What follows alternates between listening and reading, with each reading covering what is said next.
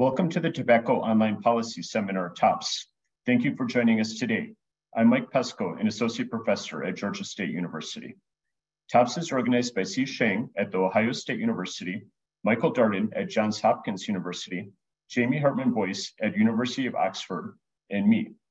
The presentation is being video recorded and will be made available along with presentation slides on the TOPS website, tobaccopolicy.org. Today, we continue our summer-fall 2023 season with a special presentation and Q&A with Dr. Brian King, who is the Director of the United States' Food and Drug Administration, Center for Tobacco Products, FDA-CTP for short. The focus of the event is to discuss matters of joint interest to the FDA-CTP and the research community. Dr. King has prepared a short presentation, which will be followed by a Q&A session. The TOPS community had the opportunity to vote on questions by a survey this past week, and we will be asking the most popular questions during the discussion portion of today's event. I will turn the presentation over to C. Sheng from The Ohio State University to introduce our speaker. Dr. Brian King was appointed Director of the Food and Drug Administration's Center for Tobacco Products, CTP, in July 2022. In this position, Dr. King is responsible for assuring that the CTP accomplishes its public health goals and for operationalizing the center's vision and mission as it implements the Family Smoking Prevention and Tobacco Control Act.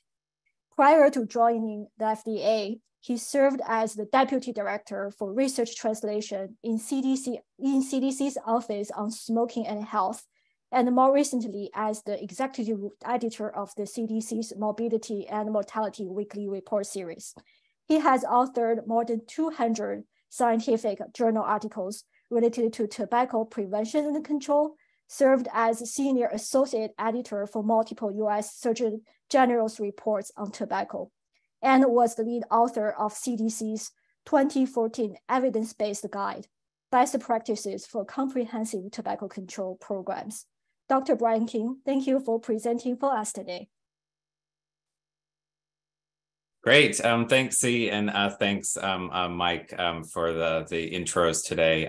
Pleasure to be with you all today. As noted, I'm going to talk for about 20-25 minutes. I've got some slides. Not a big fan of death by PowerPoint, of many as you know, so look forward to a fruitful discussion and really appreciate the opportunity to be speaking with scientists. As you all know, I am a trained epidemiologist, and science is at the heart of everything I do, and it's certainly been a whirlwind this first year in this position. It's hard to believe it's been that long. I used to say I was newly minted, but I think I'm well circulated currency at this point, and look forward to talking through our scientific portfolio with you all today. With that, I'm going to screen share and get going in terms of the content for today. In terms of the overview, we had several questions that were raised by various folks in advance, and so I've crafted my slides today in an effort to get at those in a meaningful way. Let me just get into screen share mode. Okay, so in terms of the broader areas where we plan to get, I'll go over those shortly, but did want to also start with a disclosure. In case you haven't realized, I am an employee of the U.S. federal government. And so under Section 919 of the Food, Drug, and Cosmetic Act, we assess user fees. And so our center and also my salary are funded by user fees, which are dollars from the tobacco industry. So in terms of background for the Center for Tobacco Products, I know many of you are probably already well aware of this, and I've reinforced this publicly many times. Our center is relatively in its infancy at FDA. We've been around for 14 years now. We got authority to regulate tobacco products in 2009 when Congress gave us authority. There was certainly several actions to try to get tobacco regulated in the U.S. before that, but we've really had the infrastructure in place at FDA and our current posture following that passage of that act. That said, we did make inroads in 2016 to deem various tobacco products that included e-cigarettes, among others, to bring those under our jurisdiction. And then ultimately, importantly, in 2020, we also had a clarification from Congress to bring all tobacco products, regardless of nicotine source, under our authority. And that included synthetic nicotine and also more broadly is non-tobacco nicotine. So we've done a lot in 14 years, but I do remind folks that there's many centers at FDA who have been around for over 100 years. years. And so they're really in that stages where they are beyond foundational rule development and really instituting various standards that ultimately the center adheres to both scientifically and also programmatically. And so we're definitely at the precipice of a very important juncture in the history of the center, including on our scientific output and rules and regulations and various other processes. But I do think it's important to note, to acknowledge that where we are in that continuum of the center and all the opportunity that we have moving forward. In terms of the main regulatory activities that we do at FDA Center for Tobacco Products, there's 4 major bucket areas. So first is review of tobacco product applications. The second is enforcement of various regulations and also compliance and surveillance efforts. We also implement rules and guidances. And then finally, we also educate the public about the risks of tobacco products. And so I'm going to speak briefly, particularly in a scientific lens, around 4 of these key areas to hopefully percolate some of the discussion that we're going to have later today. I will say that science is an underpinning of all 4 of these areas, and it's going to remain so. I feel that we are a data-driven agency, and that is going to continue under my leadership, and we will continue to use that data-driven, science, evidence-based lens to inform everything that we do. And so in terms of our research program, we have over a decade of standing in terms of developing opportunities for funding of research, but also conducting our own research. Since our inception from fiscal year 2010, we've had over 600 CTP funded research products, and more than 60% of those were funded through the NIH through ongoing collaborations that we do have with colleagues there. But we're also putting output as well, which is very important to me. For many years, you all know I was at CDC, and really the importance of translating science to practice. And how do you do that? You need output, which gets measures, gets done, and you have to get it into the right hands of the right people at the right time to affect change and to inform policy and public health practice. That said, we have 3,600 publications that we've released, and of those, almost 400 publications were published in fiscal year 2022 alone. So we've had good momentum and continue to ramp that up moving forward. Of course, many of you are already aware, including some who are probably on this call, are grantees through our Tobacco Centers of Regulatory Science. We've now had 2 waves of those, and we are presently in 2.0, and there's certainly awareness that we'll have 3.0 as well in terms of funding opportunities that have gone out. And this is the current structure of 2.0, a wide breadth of scientists working on a variety of different areas, again, to help inform the regulatory decision-making of the FDA. We also do our own surveillance as well. So it's important that we have primary data collection in addition to funding opportunities. And we do have the PATH survey, which is that longitudinal assessment that we use heavily for a variety of actions to inform our regulatory activities. And we also have the National Youth Tobacco Survey, which we fielded concurrently with CDC since 2011, measuring youth patterns of use on an annual cross-sectional repeated basis. And we also add questions to other surveys. And an example of this is for many years, FDA has funded the inclusion of tobacco measures in the National Health and Review Survey, which is a cross-sectional annual survey of various health-related indicators. But ultimately, we use all of these data in a complementary yet distinct way to inform the work that we're doing. I will say that I'm also very keen on rapid response surveillance. And I think this is critically important as the tobacco product landscape has continued to evolve. I've been harping on this for many years, over a decade, to anyone with a pulse and an acronym after their name, about the importance of really keeping pace with the landscape and collecting data in a really rapid way. And FDA-CTP has a strong foundation of this before I arrived, and I hope to continue to see this moving forward as well, in terms of rapidly collecting data to make timely decisions to inform action under our regulatory authorities. And so some examples here: the Center for Rapid Surveillance of Tobacco, which was just recently awarded for the first time. Chris Del Nevo is the PI on that. And then we also have the Center for Coordination of Analysis, Science Enhancement, and Logistics, which is also coordinating an opportunity fund to support time-sensitive rapid response projects as well. This center has been around for several years, but again, complementary yet distinct. They don't replace those gold standard long-term surveys, but we really need to be nimble and mindful about how we can collect data and collect it sooner in a valid, reliable way to help inform decision-making. So in terms of these programmatic areas that I highlighted, there's 4 key ones that I want to just very briefly walk through today. The first is pre-market review. As folks are aware, under the Tobacco Control Act, we are required by law to follow a pre-market format for any new product that enters the market. For us, there's a set time in 2007 after which a product is considered new.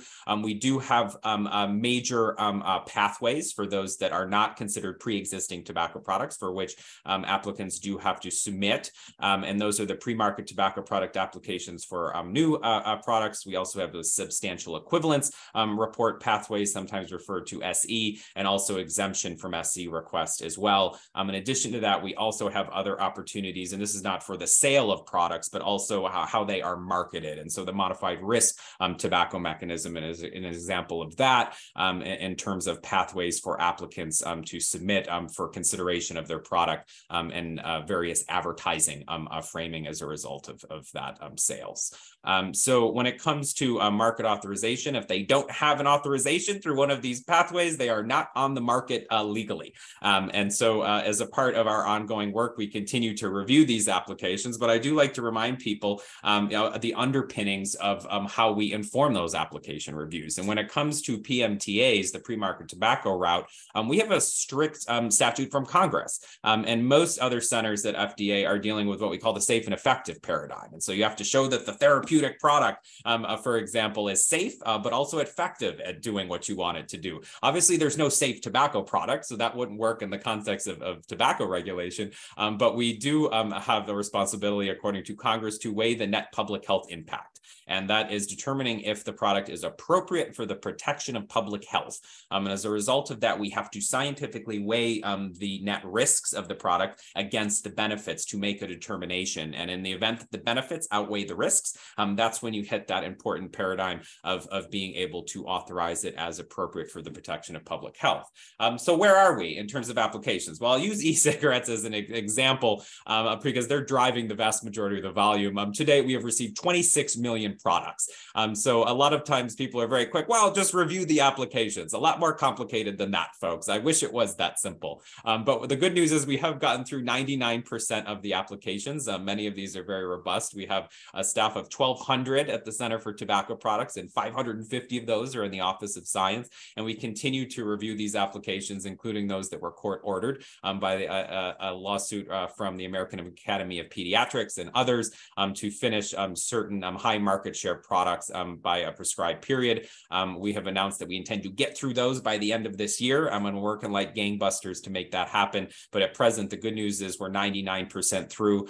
To date, we have issued marketing authorizations for 23 e-cigarette products and devices, and the rest have received negative actions, either refused to file, refused to accept, or marketing denial orders. And there's various stages of review that I'll talk about briefly momentarily. But the bottom line is we base these decisions on the science, and the onus is on the applicant to provide that science so that we can make a determination around APPH. That is how we've always functioned. That is how we will continue to function, and it's based on the science. And so frequently folks will say, well, you've only authorized 23, and my response to that is bring us the science in a robust manner that's going to be able to pass muster around that APPH standard so that they can be authorized. And when we do reviews, as I noted, we've got different stages. So we have an acceptance review in general, then a filing review, and then also a more substantive review that follows. For those that do get further along the continuum, there's a variety of disciplines that then review the application scientifically. And so initially we're looking for things like, do you have all the forms? Have you completed all the necessary materials? And folks will get knocked off early on for that. But once we know that they have all the information, we can then do that full review. And there's a variety of scientific disciplines that are involved, including individual health impact, population health impact, engineering, chemistry, tox, you name it, behavioral and clinical pharmacology and microbiology. And then we look at all of this evidence to make that determination around whether the product is APPH. And when we're weighing that science, we're also looking at a variety of factors. And I use the flavored e-cigarettes example in the context of the PMTA for this purpose. And you can see here that we're really looking at robust and reliable scientific evidence. And does that have to be a randomized clinical trial in a longitudinal cohort? No, it does not. but we do want to look at what studies are most rigorous and free from bias. And so when you think just the sheer nature of prospective analysis that controls for key factors, it's going to be scientifically more valid and robust than one that does not. So those are going to be generally stronger scientifically, but not required if you can provide another mechanism or study design that can still provide a robust display of the evidence that diminishes the bias. And ultimately, there's a lot of factors that go into determining this APPH standard when it comes to flavored ends. As I've noted here, we compare tobacco flavor to other flavored products. We also look at product-specific evidence, although that's not essential. We can also look at broader science as well. But when we're making certain determinations about certain factors of the application, you do need to have product-specific evidence so we can make an APPH determination. And a good example of that is something, like aerosol emissions. We can't base that on another product. We have to see what your product is producing. And we also look at outcomes and actual behavior in this context example around ends, flavored ends and PMTAs. And we're specifically looking at that benefit potential to outweigh the risks. And the risks are normally among youth, and the benefits in this case are for adult smokers, and documenting that 1, do they completely transition from combustibles to e-cigarettes, or 2, do they significantly reduce the amount they smoke? And so this is just one example of the general paradigm that we use scientifically. And you can see that it's complicated, and there's a lot of factors that we have to evaluate, but it's important that we have that interdisciplinary comprehensive team that can evaluate all the information the applicant provided to make that scientifically informed decision.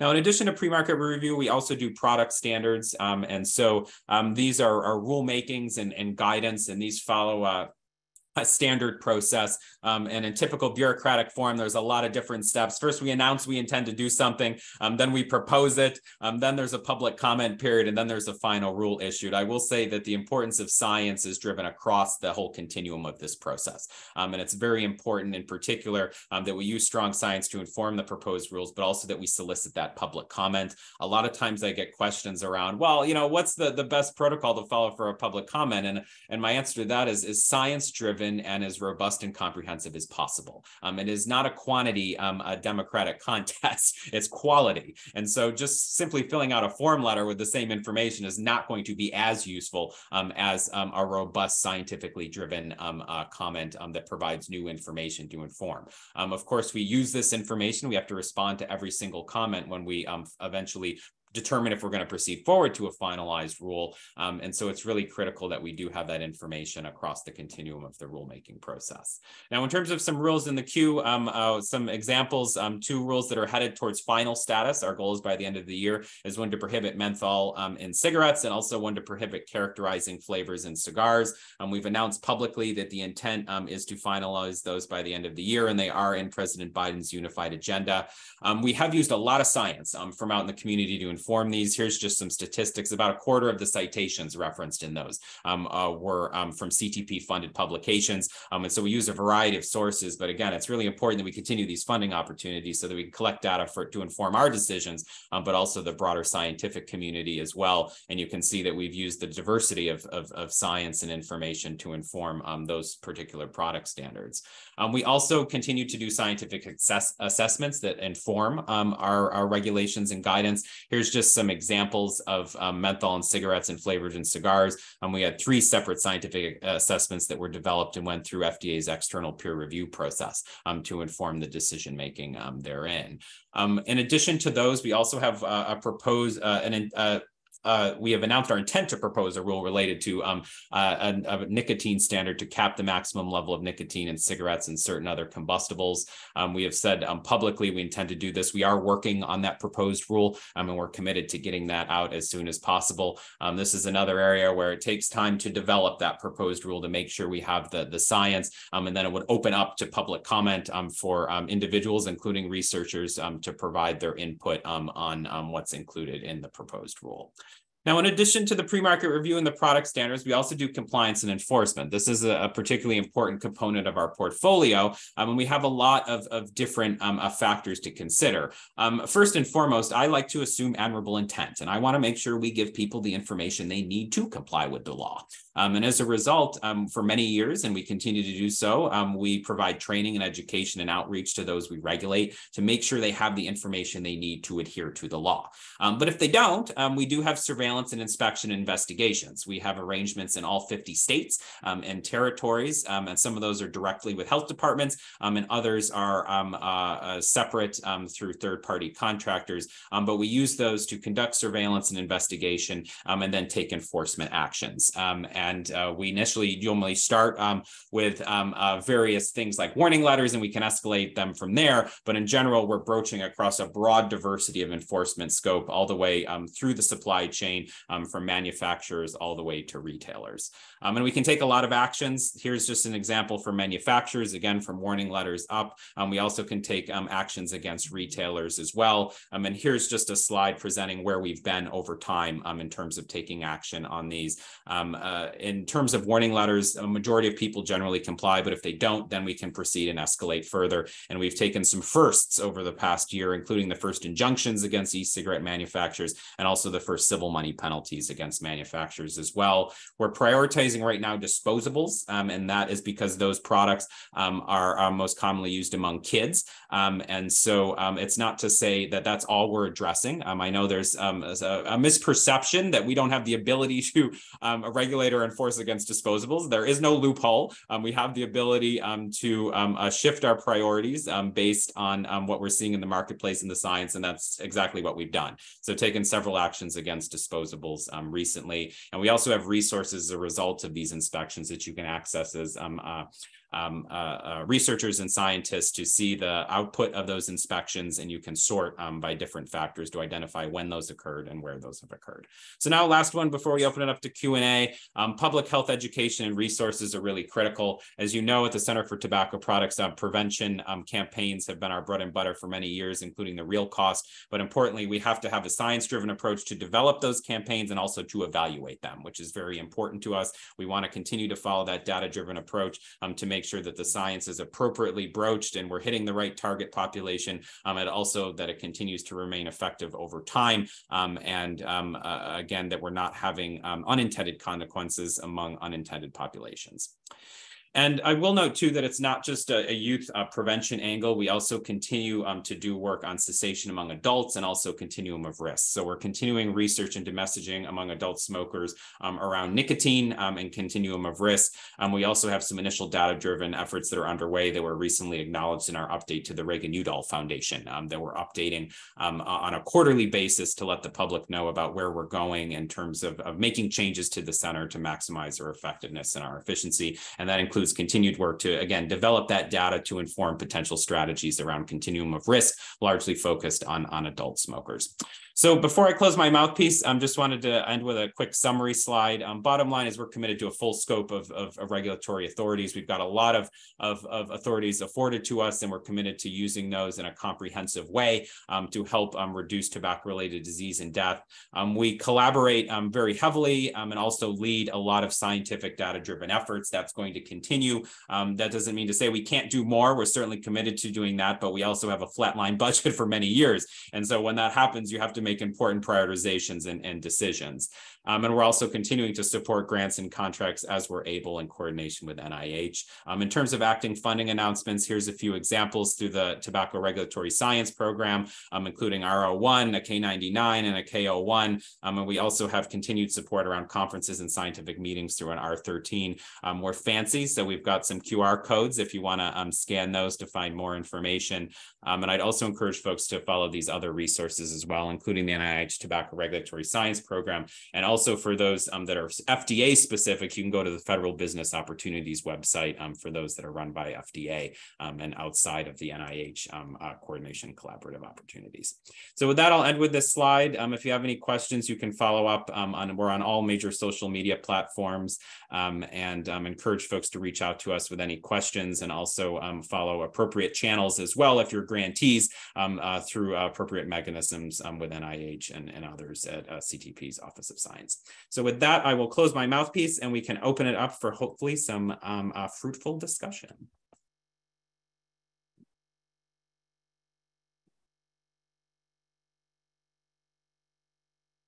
Thanks so much, Dr. King. That was great. So I'm Michael Darden. I'm an associate professor at Johns Hopkins University, and we're going to transition to the discussion portion of the event now. So the questions were developed in consultation with TOPS, and the TOPS community. They had the opportunity to vote on potential questions via survey this past week. So we took some of the highest voting questions, and we'll put them to Dr. King now.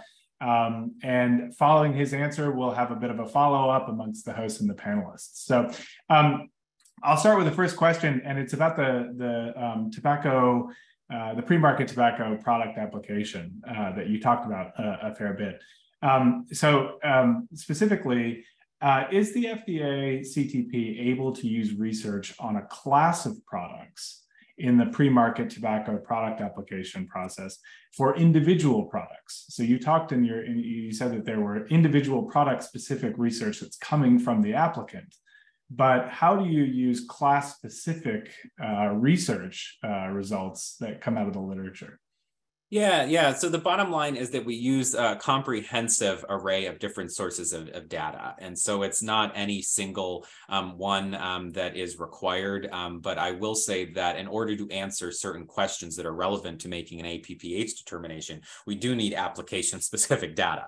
And so we certainly welcome the combination of both in terms of submissions. And so it's not to say that we don't consider broader, we certainly do. But there's certainly areas, and one example of that is, if you're looking at the aerosol output of an e-cigarette, we need to know what's coming from your product specifically. But in general, there's also other things that we can look at the preponderance of the literature on to help answer questions. But I will say it's a combination of both, but we certainly do consider that broader population level data that's not specific to a product. But, it's going to depend on the specific product and the specific area of the application where we're making a determination, whether that behavioral health, toxicology, et cetera.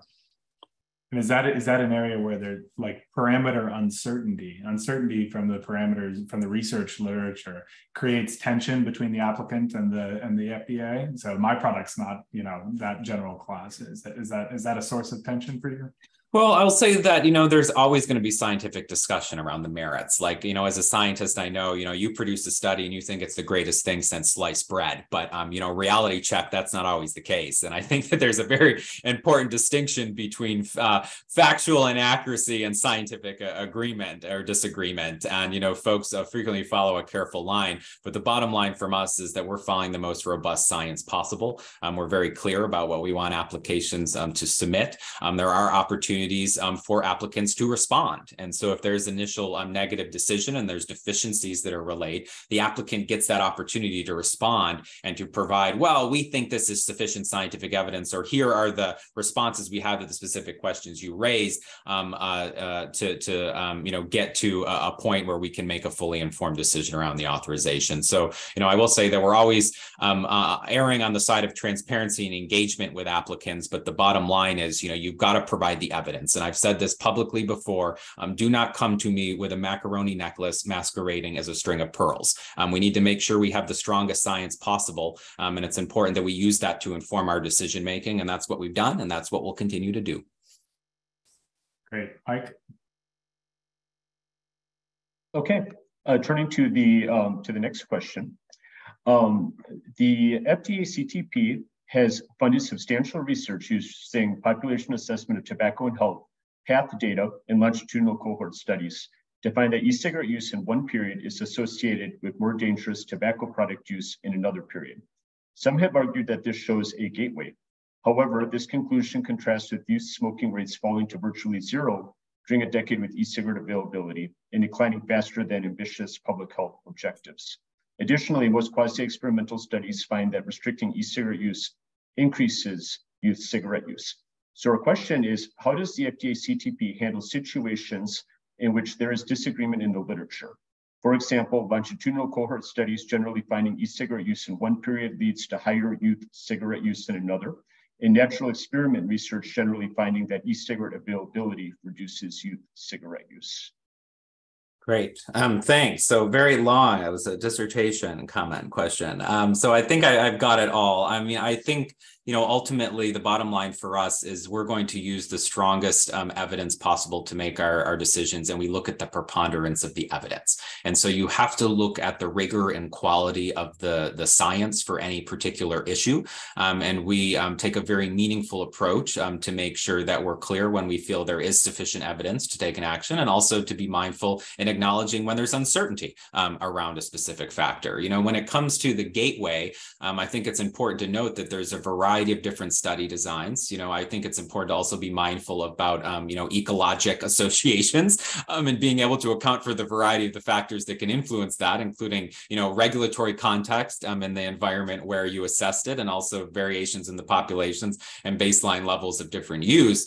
But I also think it's important to acknowledge that, just because you're not seeing an ecologic change in something, it doesn't mean that the gateway is not happening, but it's just not enough to impact, the higher level estimates that you're seeing. But all that said, when it comes to, our decision making, we're going to make it on the preponderance of the evidence available. And as I noted earlier, there's certain study designs that are going to give us more robust assessments in that regard, because they mitigate the inherent bias that exists with those less robust studies. And so it's not to discount others, but depending on the determination that we're making, we got to look at what's available. And as I noted, if there is uncertain data, we're certainly willing to acknowledge that. But ultimately, we have to make a decision based on the science that we do have. And as I noted before, one person's, factual inaccuracy is another person's scientific disagreement. And so it can be very difficult making those determinations, but we're always very transparent in the way we do that when we're issuing our decisions, and also acknowledging to the applicant specifically about what information we need from you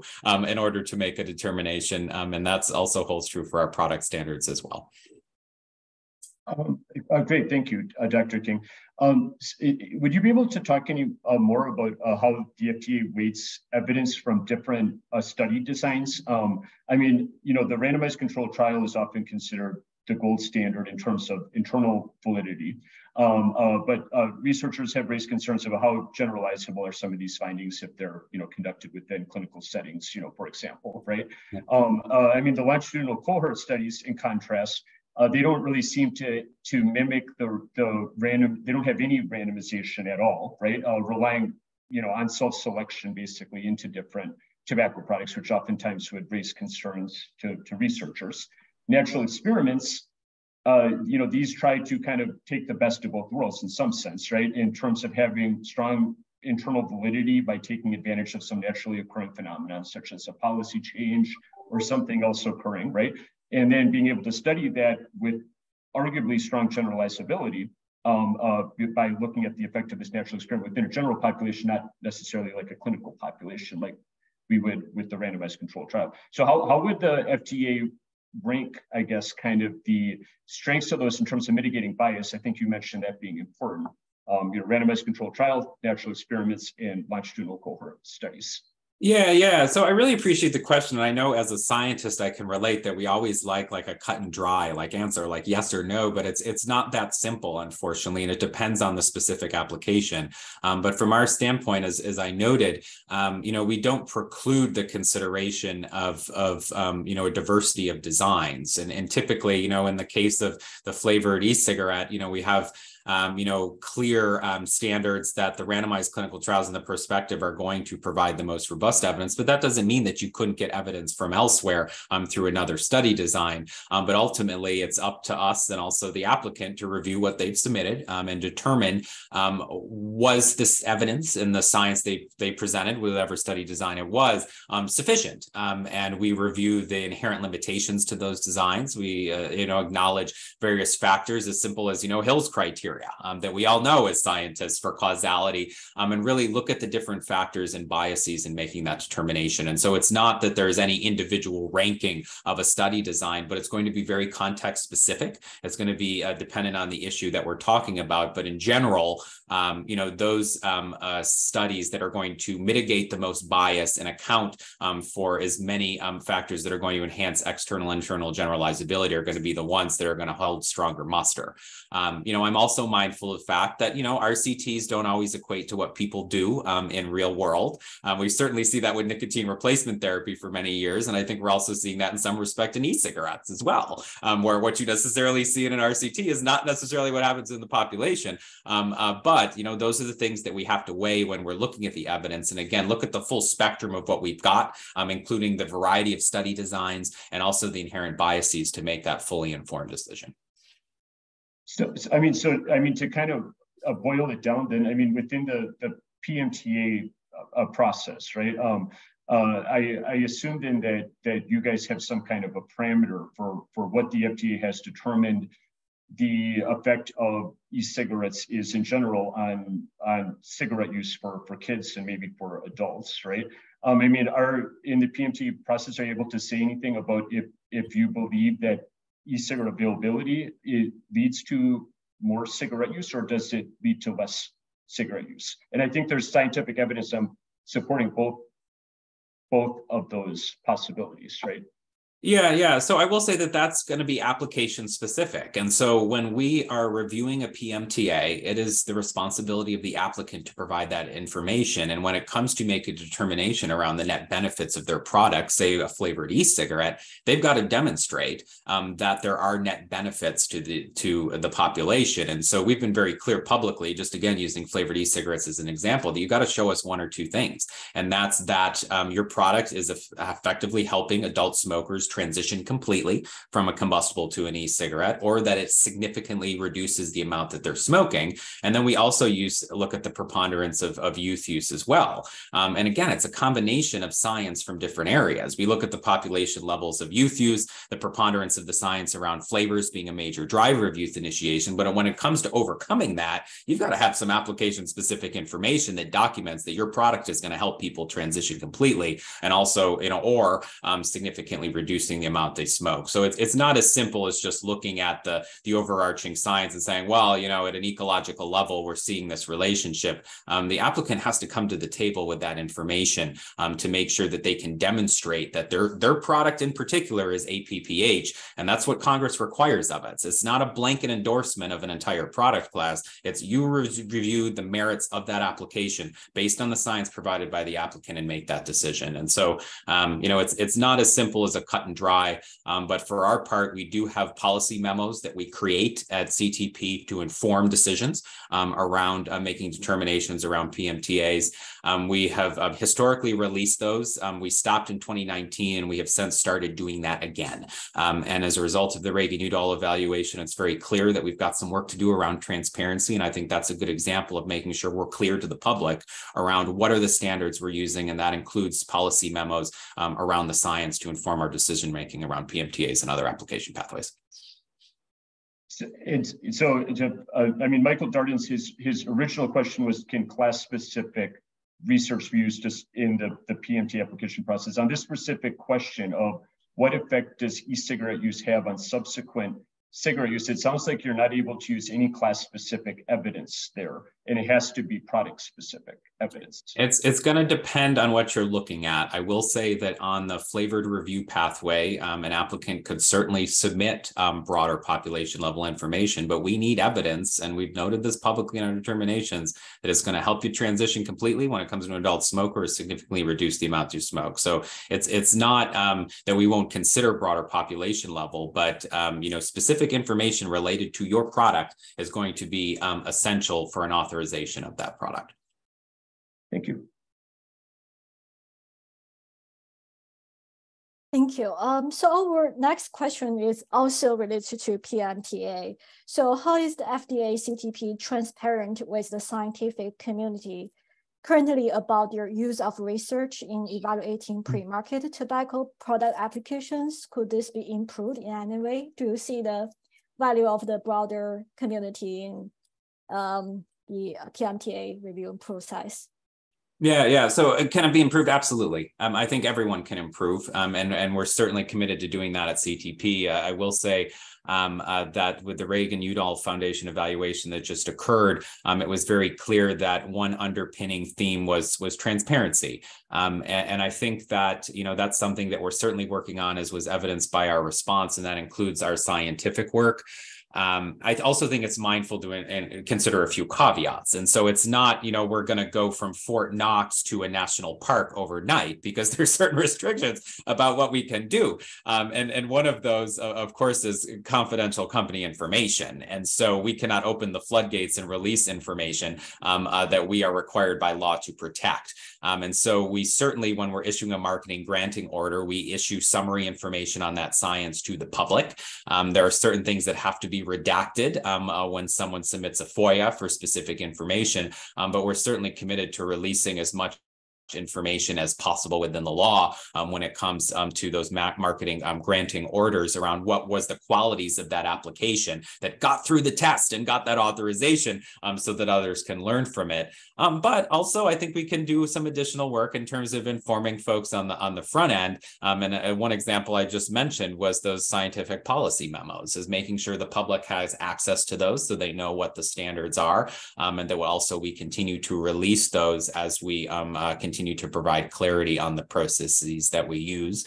I will note that frequently we get flack suggesting that we're moving the goalposts. I disagree. It's not moving the goalposts. It's making sure that all the players on the field have the playbook and that they're actually adhering to it, as opposed to running around in aimless circles. And so as part of that, we continue to make sure that people are aware of the parameters and the guidance, particularly around the PMTAs. And that goes for a variety of issues that we've heard a lot about recently, including the decisions around flavored e-cigarettes. And we established a very consistent policy with that guidance in terms of the need for comparison products. And that includes comparing tobacco flavored e-cigarettes to flavored e-cigarettes, and making a determination therein. And we've now won in many courts, including the 2nd, 3rd, 4th, 7th, 9th, and DC circuits, upholding that. And so it's important, again, that everything we do is science-driven, because we're ultimately going to be litigated against, but we have to make sure that we follow those processes that are outlined. And so we're committed to doing that in our application reviews, and making sure people are aware of the processes, and also sharing as much as possible with the public and researchers. But there are important parameters that we have to protect information by law, and also make sure that we're not jeopardizing long-term the legal and scientific defensibility of the decisions we are making in the longer term. Thank you. Yeah, so scientific community can contribute a lot in this. So I'll pass to Michael for the next question. Sure. Yeah. Thank you, C. So I'm an economist. I'm interested in costs and benefits. So I'm going to give you the cost and benefit question here. So let me give you a hypothetical, and I just want to. I don't expect a number, but I would like to hear just your thinking on the question. So, in terms of whether an e-cigarette is appropriate for the protection of the public health, and that's the example we've been using in this discussion, really. How many adult smokers would have to be induced to quit smoking by vaping to outweigh the costs of 100 kids becoming addicted to vaping? Now, again, I don't expect a number, but what I would be interested in is when you talk about all this evidence coming in, and we know that kids are going to become addicted to vaping when a new e-cigarette comes available. Do you have a threshold for the number of people that need to quit smoking, or is there some epidemiology or an economic model that tells you then that the costs are outweighing the benefits? How do you make that determination? Yeah, so I'll say that it's not that simple. And again, I think we frequently enjoy these, cutoffs in science, and we just want to say, yeah, you hit that mark, but it's a very diverse landscape with a lot of different factors. And so we certainly provide as much precision as possible when making these determinations. But when folks frequently ask me oh, well, what's the level of youth use where we're no longer concerned? My response to that is it's still way too high. We've got millions of kids using these products, and we know what we can do looking at all the other tobacco products. where we're, 1-2%. And so we certainly know that there's room for opportunity. And based on the science, we also know that the vast majority of kids are using and initiating with flavored products. And so there's a strong body of evidence showing what that the risk is. And then the onus is really in determination, okay, well, what are the net benefits of these products? And that's really where it's important for the applicant to come with that information to document that their product is one, effective at either complete transitioning or significantly reducing the amount that they smoke. And it's possible. And a good example is the 23 products that we've authorized, where we know that tobacco flavored e-cigarettes have lower youth appeal compared to flavors. And so that push-pull in terms of the net benefit for adult smokers was able to outweigh that risk among youth, because those applicants were able to show that their product, one, helped with that complete transitioning, or two, significantly reduced, but it was in an environment and context of a product that we know is low youth appeal. But ultimately, it's not a cut dry, oh, we hit this level, and all of a sudden you get that stamp of authorization. It's looking at the variety of the disciplines around the science, and not just the behavioral data. There's a lot of other, we look at tox, we look at various other components of the application to make that determination. And so that's, PMTAs. If you're talking about, economics, including, RIAs and things with product standards, it's the same deal, where we got to look at the preponderance of the evidence. And we're looking at, what is that information that's driving the key parameters. We're accounting for limitations and biases that could either artificially inflate or diminish the impact that we're seeing in the model. But ultimately, it's going to be specific to the context, and we have to weigh the evidence in a comprehensive way to make an informed decision. So without going into a specific example, then how is the evidence that comes from an applicant different from the evidence that comes from the research literature? I mean, is the quality higher? Are these applicants conducting their own randomized trials? How are they? Well, I mean, I can't comment on the specifics of individual applications. Yeah. That's confidential company information, but you can certainly see from the marketing granting orders what some folks have done and what some companies have announced publicly of what they've done. And I'll say that, the onus is on the applicant to provide that information on their products. And so,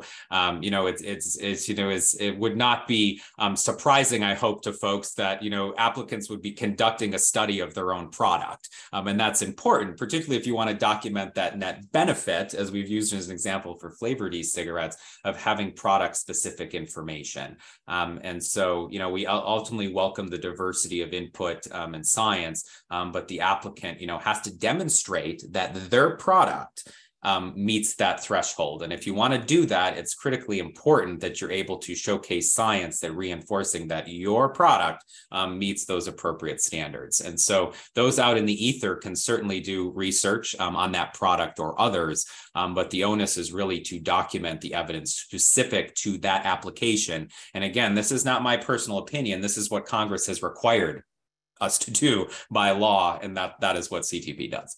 And is it usually relative to combustible tobacco products, or is it relative to the safest new tobacco products?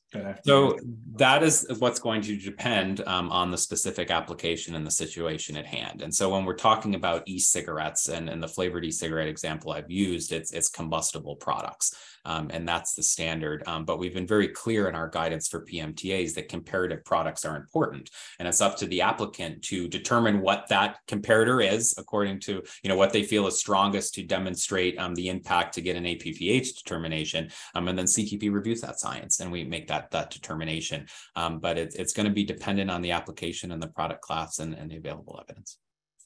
Great. Mike? Yeah, thank you.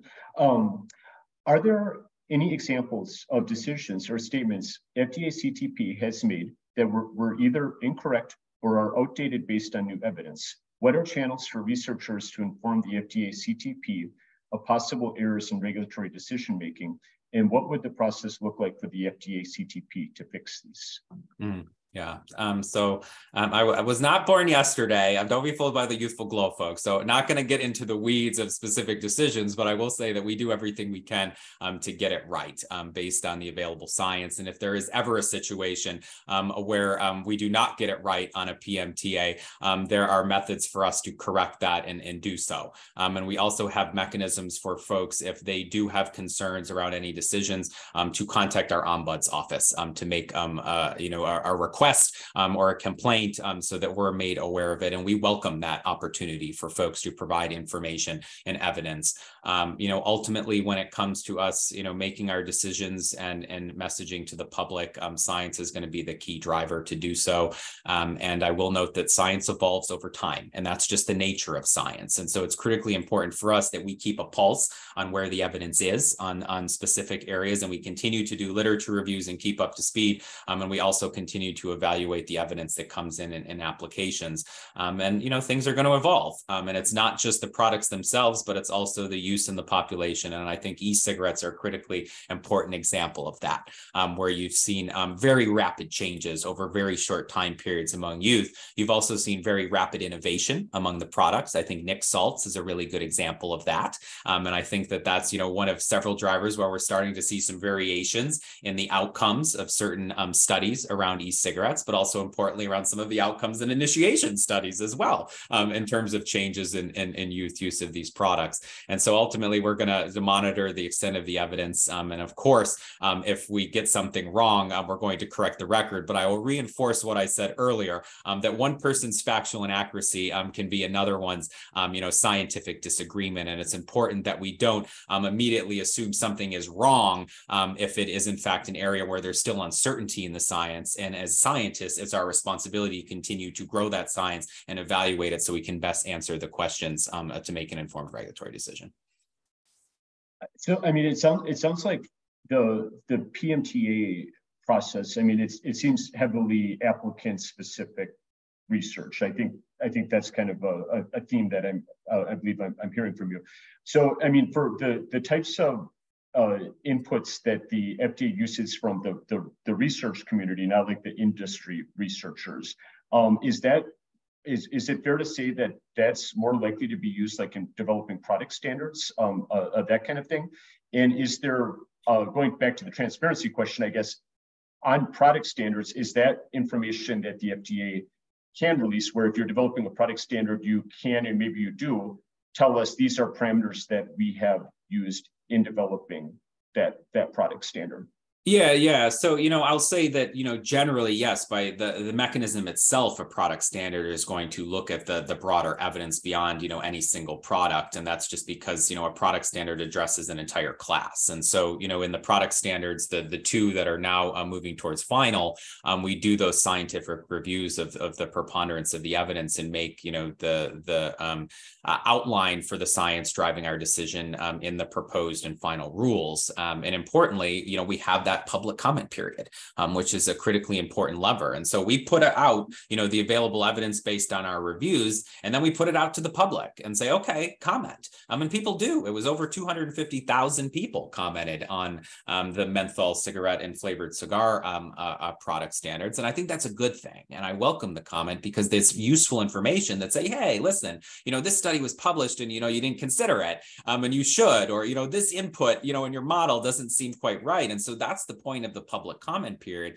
And we really value that opportunity. And with the product standards, we also had listening sessions where folks could come in as well. And it's really important to us that we have that feedback and we do incorporate it and we do review every comment. And that's why when people want me to, snap a switch and all of a sudden, here's your product standard, we got 250,000 comments, folks, and we got to review every single one of those. And we take that really important to heart to make sure that we're adhering to the law. And so we use that evidence. And so there's certainly opportunities for researchers to see our thinking. And I point folks to those proposed rules, and that's really the opportunity to then comment. And I'd also continue to remind folks that the comment period is your opportunity to provide input. And legally, we are required to contain our edits to content that we were received either in that proposed or during the public comment period. So frequently, after the fact, I get people, oh, did you see this study? And I said, wonderful. Did you submit it to the docket?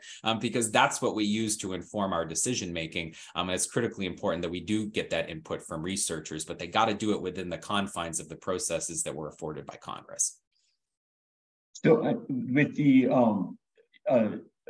oftentimes I think higher quality studies, randomized controlled trials, right? Oftentimes these studies, they take longer to conduct, right? I mean, it's hard to get funding for these things. Natural experiments, waiting until the policy variation becomes available, waiting until the survey data becomes available, to study these things. I mean, so it seems to me likely that oftentimes the higher quality evidence that comes up later in the process of generating scientific evidence that could be useful in determining product standards, for example, right? I mean, I guess, is there any concern like the comment period, maybe it's too early before some of this high quality evidence is generated?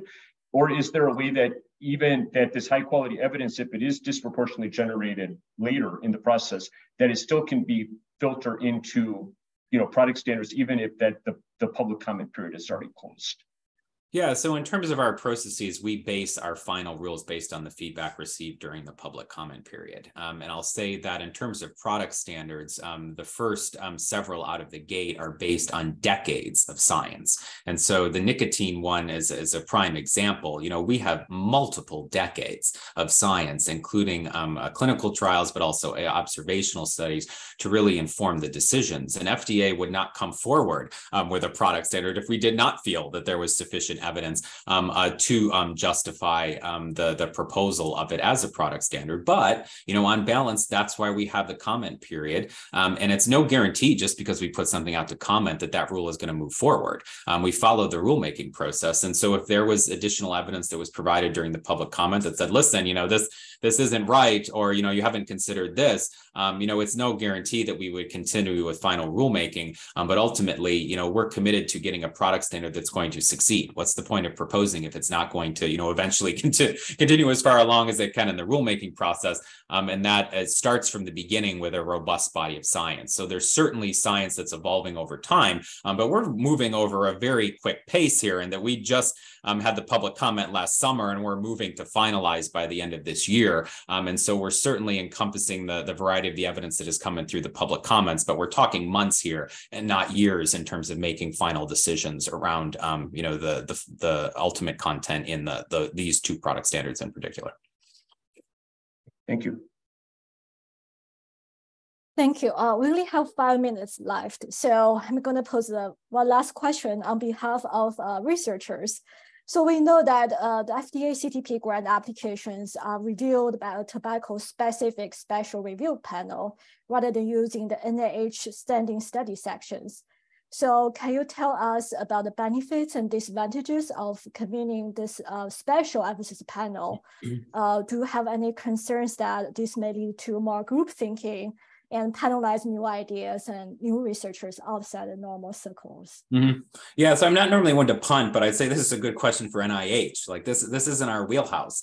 So I'd really encourage folks, to consult with the NIH Tobacco Regulatory Science Program for these types of questions, particularly around methods, but also mechanisms. I mean, my understanding is that there's fairly prescriptive parameters, including in the FRA, around what can and cannot be done. This would essentially preclude the use of the study sessions. But ultimately, I encourage folks to engage with NIH on that because they're best equipped to answer. But I can't reinforce enough the importance that the federal government has very strict parameters around what can be done, and that includes not only tobacco regulation, but also various other factors around research funding. And so, although sometimes it's very nice of things to occur, there's very extreme parameters and other actions that need to be taken, and sometimes that can be taken, and the juice is worth the squeeze. But a lot of times, I think folks, it's very easy to criticize from afar, and it's important to remember what we're dealing with on the daily within the federal paradigm to make sure that we're doing effective regulation, but also getting the science we need. So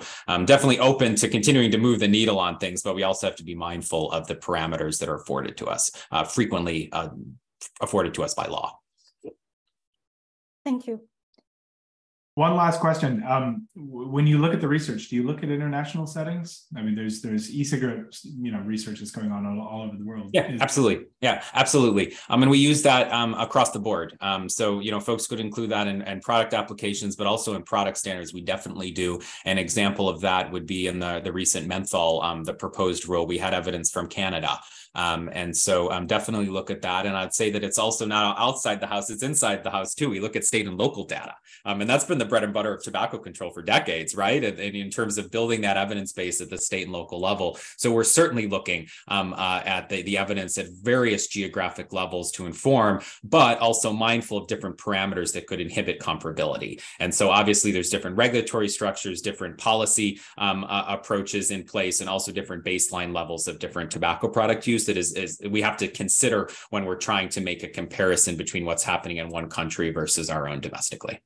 Yeah, thanks so much for everything today. Mike? Yep. We are out of time.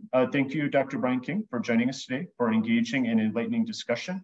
Thank you to everyone who took the time to submit and vote on questions. Your input has been invaluable. Even if you did not get to your question today, we will share it with Dr. King after the event. Finally, thank you to our audience of 350 people for your participation. Have a top-notch weekend.